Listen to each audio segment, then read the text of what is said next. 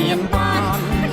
សំបកមុខស្រុកចិត្តបរិយក្រពុំឈុកស្រីល្បីពីបុរាណថ្មក្រែកំពីជារមណីយដ្ឋានទេសចរកំសាន្តបានលើកសោតបងសហគមន៍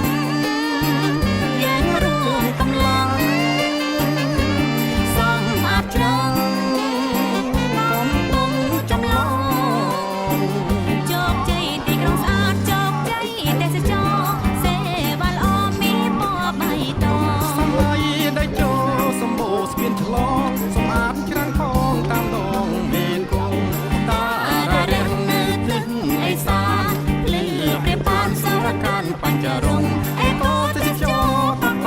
ត្រេះត្រង់តាមច្រាំងកំពុងព្រះម៉ែគង់គាតារារានៅទិសអេសានរងព្រាបប្រាជ្ញបានអូនចន្ទ្រី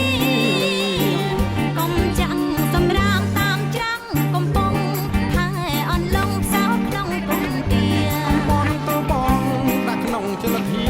ច្រាំងល្អសោភាវឌ្ឍនាសហគមន៍រូបជាតិមាត់ច្រាំងជន់លារាំងរៃតាអ៊ូសំដីឬស័យព្រៃខ្ទុំអភិរក្សផ្សារល្អទេសចរជួបជុំសេដ្ឋកិច្ចភូមិឃុំសហគមន៍កង